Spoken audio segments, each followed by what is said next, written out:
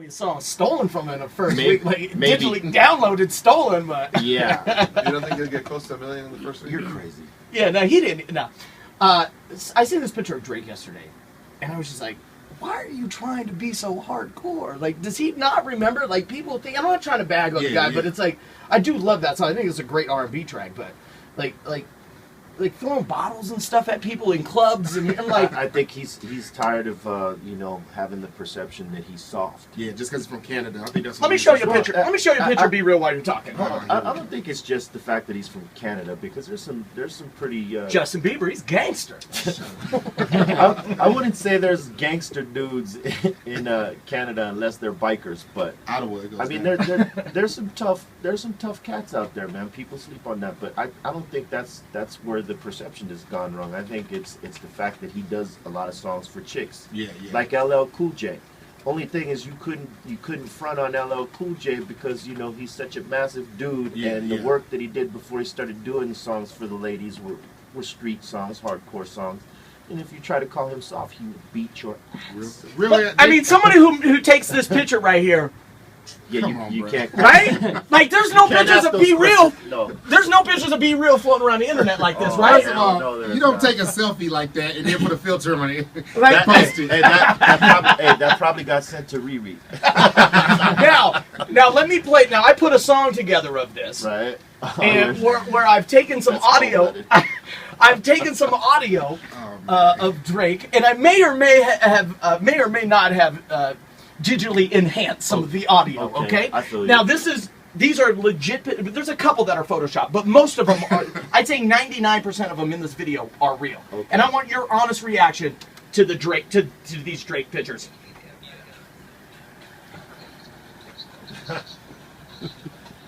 Oh, you're cold-blooded. Okay. By the way, I did not edit. That is a legit interview he did while Wayne was locked up with MTV. Listen, I report on this stuff, okay? Listen, what's it? Frank Ocean doesn't even have audio like that. Come on now. Frank Ocean doesn't have audio like that.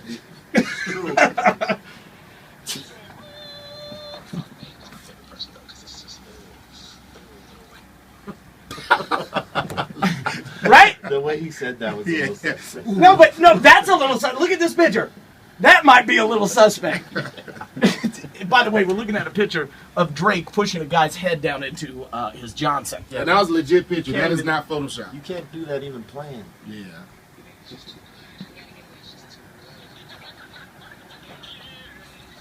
Wow.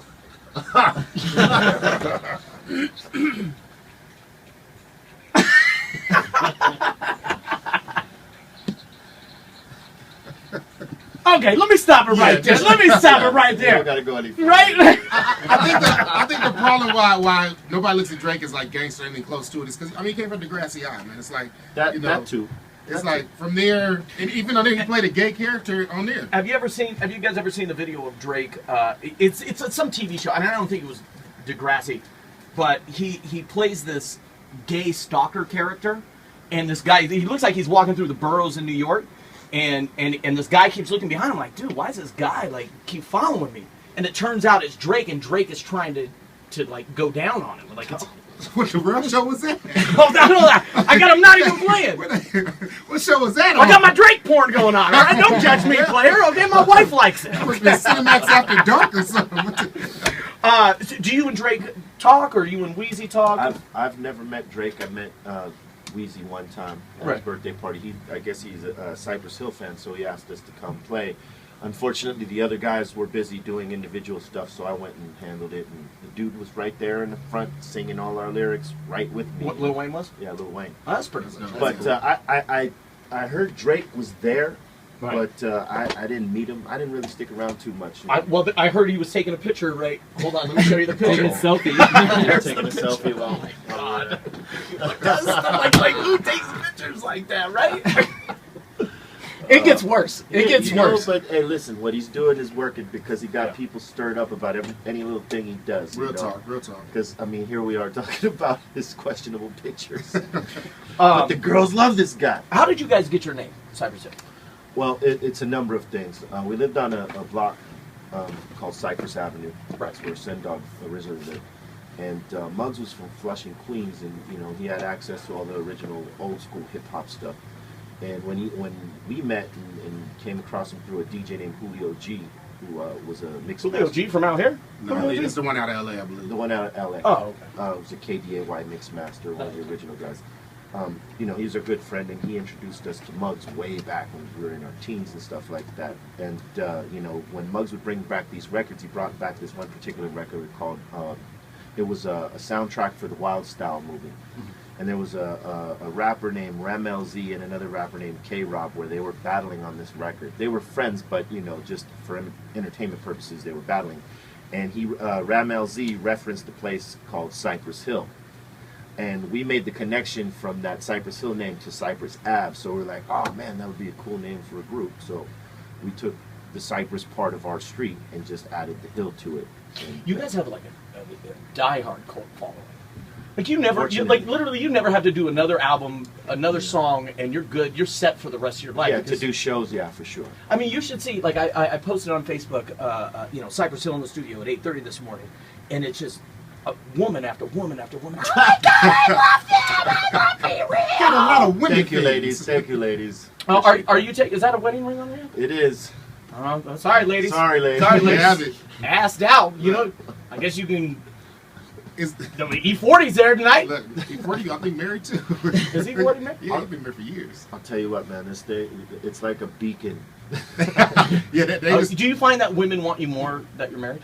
I think you become more of a challenge, you know, to become a notch in their belt, because I think Right. chicks these days are different. You know, back in the day, we were the ones thinking of the notches in the belt, and now these days, certain women are thinking of us as the notches, as the trophies. Trying to get that picture on we're Instagram. the arm candy now sometimes, you know what I'm saying? So, you know, it was bound for them to catch up. This is going to be a horrible question, but I'm going to ask it anyways. What city had the ugliest one? Oh my God. I think America needs to know this. This is a good great question. question. Great Great question. In America? Yeah. What city? Like, were you just like every time you turn around, you're like, damn, are you serious? Like, Or you didn't even want to go to the hell? club afterwards. Just like not that you're trying to sleep with them, but you know what I mean. You're just looking at it like, all right, let me see. Whoa, no. You know what I mean? Everybody sick here? Why does everybody look like they're on medication? That's a good question, man. Somewhere in Villanova. Helena, Montana. Yeah. Roswell, New Mexico. Man, I don't know. That's a good question. You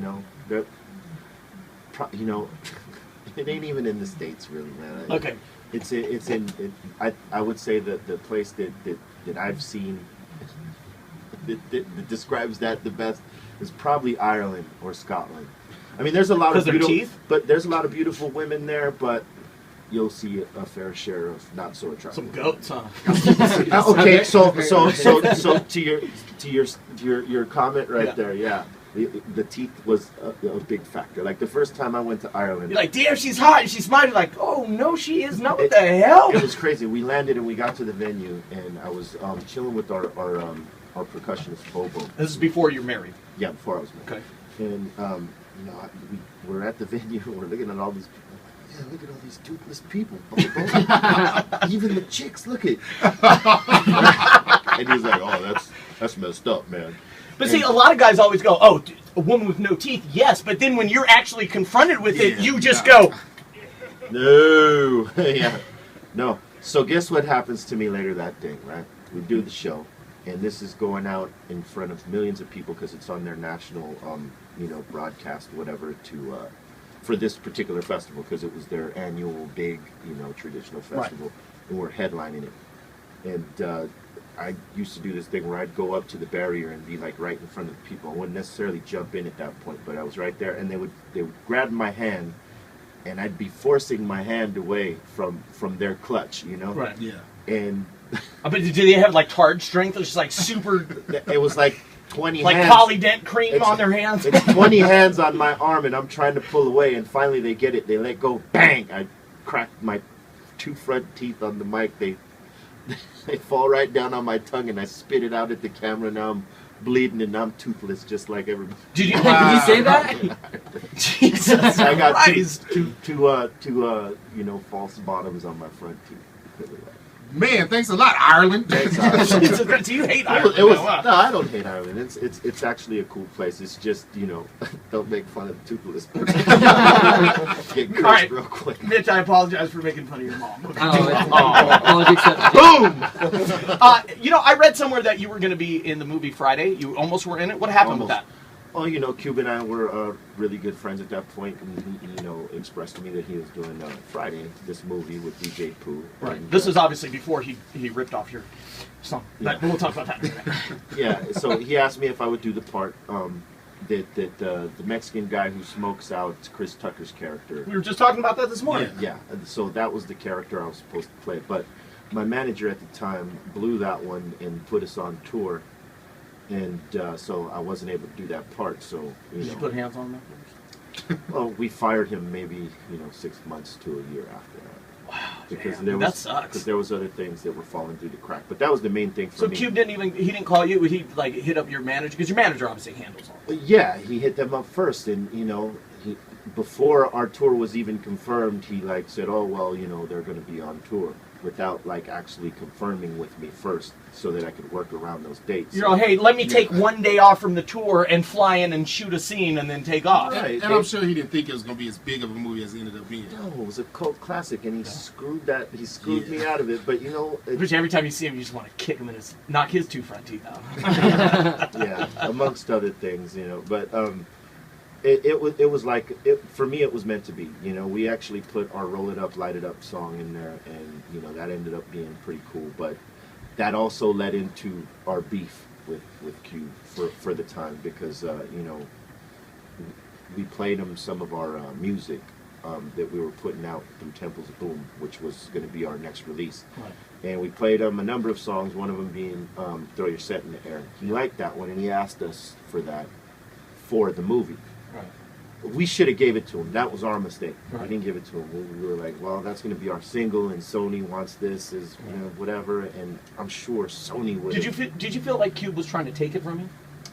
I think at the time, yeah, we felt like, well, not when he asked us for it. He asked us legitimately. Right. He was like, hey man, let me get this for the movie. And we're like, we would, but this is going to be our single. We can't. Right. And we should have known when he asked us to play it again that he liked it that much. He pulled an old Michael Jackson on you, man. Yeah. Oh, let me hear that song again. It's got a little tape recorder in his pocket, it was a skinny jeans. So it caused a bunch of stuff. We got into some really, heavy stuff. That's what I want to talk about when we come back, because we got a break. But when we come back, I want to talk about that, because some real legit stuff almost kicked off. Oh yeah. Because Ice Cube wanted to have a slippery finger, so to speak. Well, at the time he was known for borrowing other people's material. Like if he liked it that much, he would just use it. I mean, and he raped your song. He was a jackass. he raped his song. He's like, hey, can I have that? Nope, I'm taking it anyways. listen. The guy made a song called "Jackin' for Beats." That should be real talk.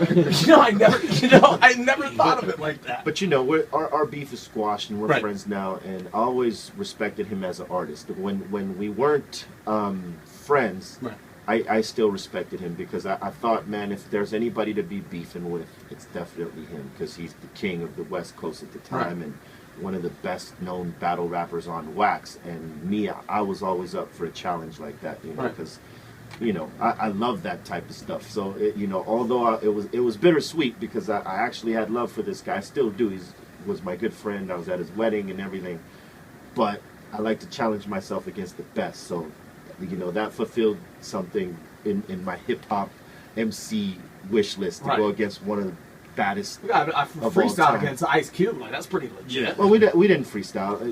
That was we had homework on each other, and we just served each other songs back and forth till the beat. I mean, it was entertaining. I mean, it was literally it cultivated. I think hip hop needed that. At that point. Yeah, real talk. Well, you know what, hip hop, you haven't had a real challenge yet, because Intern Mitch is one hell of a rapper. I sure am, Jay. A blunt rapper. Yeah, he's not even a good blunt rapper.